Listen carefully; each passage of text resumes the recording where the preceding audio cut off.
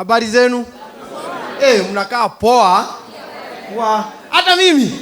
Wacha. Nimejaribu. Nairobi inachanua mpaka Wakorino. Hii koti sio ile unaenda unapata mtu mwingine nayo. Hii unaenda kwa mtu mkikaa chini unaona material ya sofa set unasema nataka kama hiyo. Tu koti hapa. Hata kitu hamjaona ni kireba ya leather yenye iko kwa mguu. Si Nairobi ni kupoa. Lakini hata hivyo niko na stress. Kuna kakitu kananisumbua na kamekuwa kakinisumbua siku mingi. Mimi hujiuliza, ati tuliubwa kwa matope. Sasa huwa najiuliza hii matope ilitolewa huku kwa hii mashimo iliedaga wapi? Ama ilitumiwa ikawekwa ikakuwa mingi ikajenga kama mtu kengine. Mimi niko hapa Kenya nateseka alafu matope yangu ilijazilia kama mzungu tu huko. Matope yangu iko tu mahali. Alafu najiuliza kama tulitengenezwa kwa matope, birthmark inatokaga wapi? Nyinyi mko na birthmark? Mko na theory ya birthmark?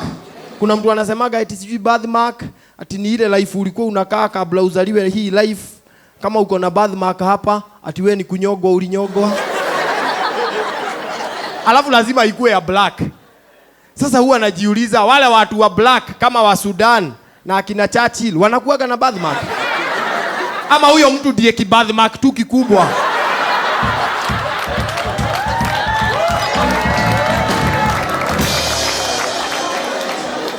Anyway, umewahi pigiwa story na mtu ukashidwa kama hii story ni interesting ama ni amazing kulingana na vile huyu mtu anakupatia story? Kuna wengine wanakupigiaga story na sound effect. Lazima kila kitu waweke na sound yake. Mimi nikaona kigari kimekuja, alafu ndio huyo mimi nikaona mama yake kwa maji alafu ndio huyo duru. Kumbe jamaa alikuwa mwizi wa kuku. Ndio huyo tukasikia alafu akaenda tukamuona Teme.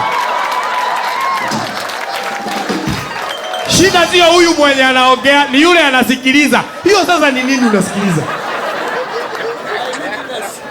Kuna wengine lazima akuonyeshe na ishara. Lazima akuambie na akuonyeshe. Shida ni zile gestures anatumia zinaweza kukuconfuse. Kia mtu anakuambia, acha nikwambie Karwebo. Unaona mimi demu yangu anasemaga sijai mfanyia kitu. Mpaka tukakosana na yeye jana, nikaenda nikampata. Halafu kamua. Hapana, alikuja hivi. Mimi nikamnunulia necklace ya gold.